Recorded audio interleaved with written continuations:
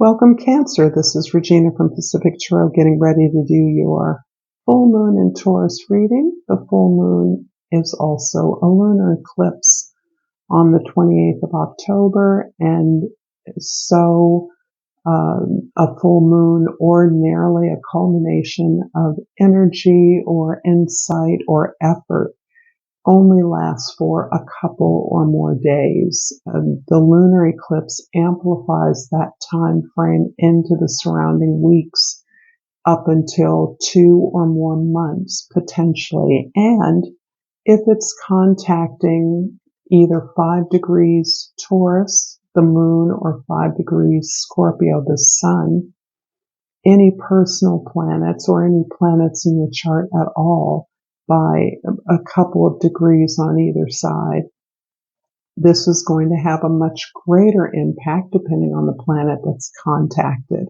in the area of your chart that's activated. So if you don't know your chart, look at astro.com for a free chart. They'll give you a free drawing and you can parse through and find out if and where 5 degrees of either Taurus or Scorpio are relevant to you. Whether they are contacting a personal planet or not, they are going to have a significant impact and ripple effect. So I've laid out the cards, past, present, future. I'll clarify with a Velvet Moon Tarot and finish up with a couple of Oracle cards. If you enjoy this reading, please like, share this with others, comment below, and subscribe to my channel. Thank you and welcome for spending time with me. I greatly appreciate it and hope that you find it enjoyable. So your overall energy, Cancer, is the 7 of Cups. And this is really about a bunch of options that are available to you. A lot of different things that you can do, you could do, but you're aware, being uniquely intuitive, that this is reflective of some projection of a variety of emotions that you've been feeling for a while. Some of the things that are attractive as options might be the result of some deep-seated feelings, repressed feelings. For instance, if you have been having conflict with your relatives, you may desire something that you might perceive as vengeful or prideful, or something that you could show off to others. That's an example. This can also be some instant gratification for some long-suffering relationship that you have struggled with. There are a variety of options that you know you could choose, but that may not be best for you. And in fact, you may be experiencing these sudden options and offers as distracting or confusing, pulling you away from something that you know, an intended direction, an intentional goal or direction that would confirm, would verify, would support your moving forward on a healthy path towards a healthy goal for yourself. In the past, we have the Devil, the Queen of Wands, and the Two of Swords. There's a lot of looking very honestly at some very uncomfortable dynamics, quite possibly within a family or a work setting. But this is something that is uncomfortable for you to explore because it's so close and because it reflects on obligations or expectations that others have of your performance.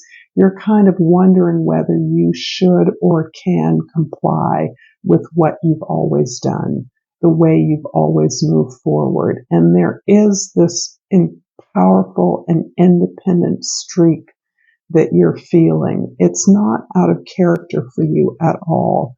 This sense of being able to magnetize through your passion for something, through a deeply held desire that you have, to draw the support for that you need. And this may be in countering what others are expecting you to do, what others have seen you quite often do. This can be simply you wanting to retreat into your comfort zone, into your own world, something you can create, something you can accomplish. But my sense is that you desire or would like to have some support from those who may not have supported you in the past, to do something that is very dear to your heart, something that you care about, something that reflects you at a very fundamental level. So this can be about moving. This can be about traveling, gaining some new experience, education, or training, or seeing the world in some way that you have felt prohibited from even attempting in the past. But it does require you to look quite honestly, almost brutally, at dynamics that have always existed between you from the very individuals that you are seeking and hoping for at least their approval, if not their active support. I don't know that you need their support in terms of concrete material aid, but you would like their approval. You would like their encouragement, their celebration. In the present, we have the Ten of Wands, the Queen of Swords, and the King of Wands. Interesting. So there is something here about an important, significant relationship that you have that is being changed fundamentally for you. So you may be in a place where you are releasing some expectations, some roles, responsibilities, obligations that you have had within this relationship. And this relationship fits into the context of your expected performance, your expected behavior.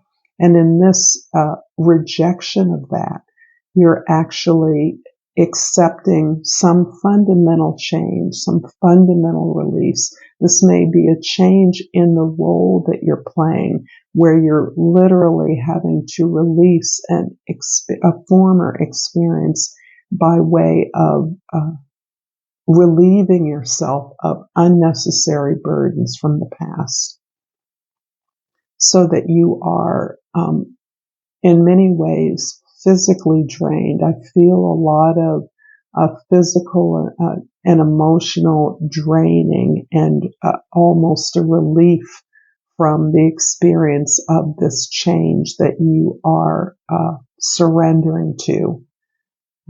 This surrendering is, you're aware it's allowing you to move forward on a new path, but you're also a bit unclear, a bit drained at this point. And instead of being excited about doing something new, you may also be very aware that you have to very carefully strategize any plan or any alternate to this change that you are now considering. What replaces this set of responsibilities or roles? What is your most advantageous way of not only understanding clearly what this change has brought into your life, what it is releasing you from, but how that has altered you as an individual, how you are re-examining your beliefs, what your truth is from this profound change that you're experiencing, that you're surrendering to, really. In the future, we have the Knight of Swords, the Judgment card, and the Six of Wands.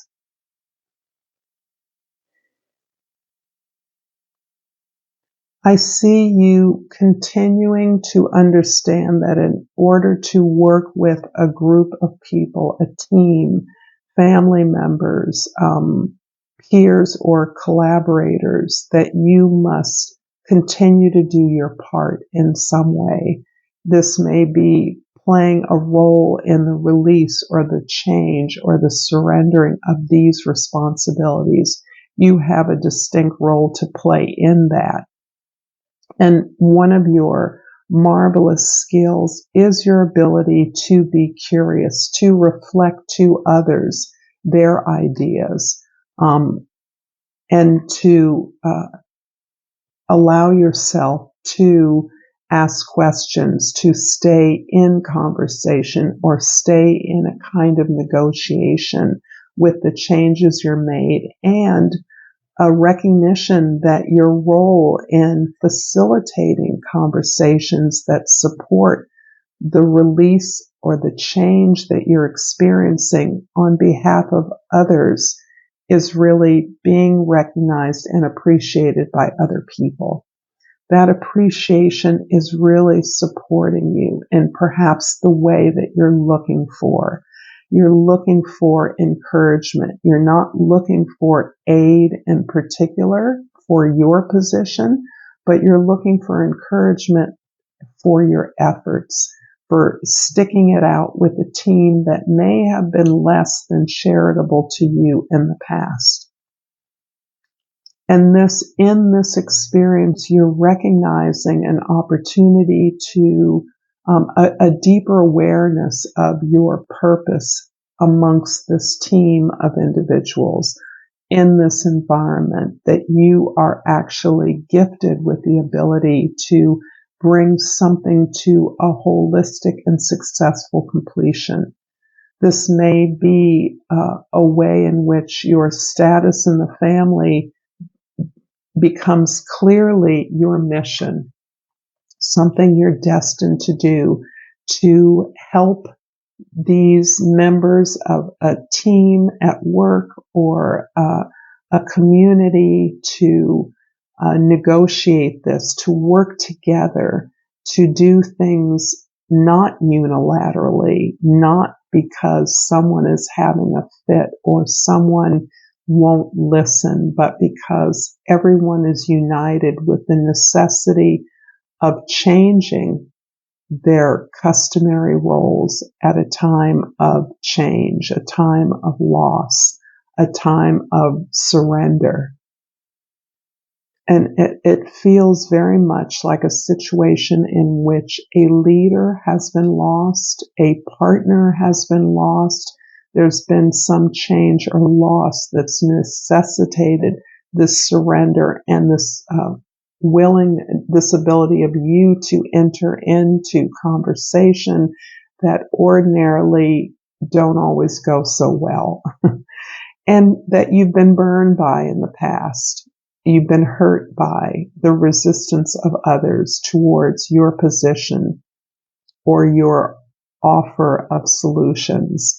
And now you are in a position to see that your efforts can be acknowledged by a sheer persistence on your part and this greater detachment of your feelings. And this is really the work, I feel, of this particular moment for you, is this genuine detachment from the difficulties you've encountered in the past with this particular set of people, so that you're able to rise above your particular experience of pain or suffering through these people, through these negotiations, and really recognize that you have a unique ability to connect the entire team or community with the real purpose and service in accepting this change,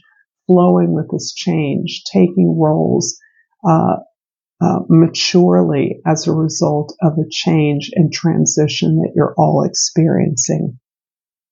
I'm going to clarify the Ten of Wands in your present with the Four of Pentacles and the Nine of Cups. So beautiful. Yeah, I'm really feeling like there are a couple of things going on. You're not releasing your values, your comfort or security here. You're guarding that. And that is what is particularly deft about the negotiations that you are having to do. You're not really giving up anything that you have earned, that you have built for yourself.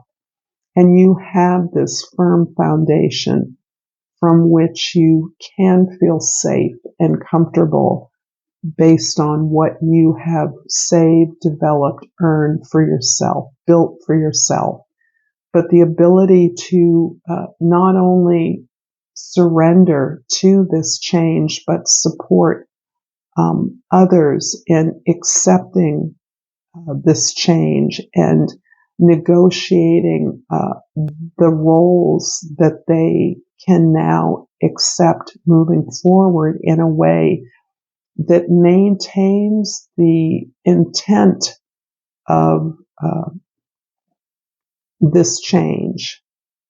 In other words, the comfort, security, and stability of everyone is not meant to be undermined by this change, but you're actually facilitating that in a way that not only gives you incredible satisfaction as a kind of chief negotiator, but it also gives you a lot of happiness that the intent of this change, this perhaps loss, perhaps this is an inheritance or some kind of legacy that you are processing with others, is being maintained, is being held on to, is stable, is not being frithered away or dissipated through differences among the holders of this gift or this legacy. I hope this is making sense, and this is very specific, but I hope that it's helpful to some of you. And I'm going to pull a Soul's Journey card, and out has flipped Loneliness. I'm going to take it. I know that I am never alone.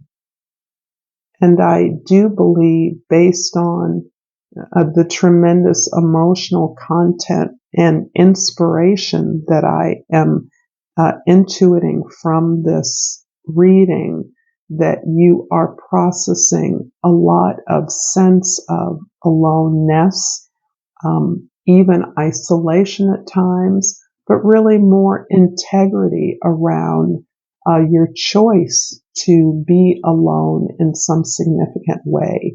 So that perhaps has meaning for some of you. And I'm also going to pull a language of flowers. And I pulled the stock flower. Whoops. That little feather is confirmation of some sort. And the key words are slow down. The pace must abate before it's too late. Thank you so much for this powerful reading, Cancer. Until next time, namaste.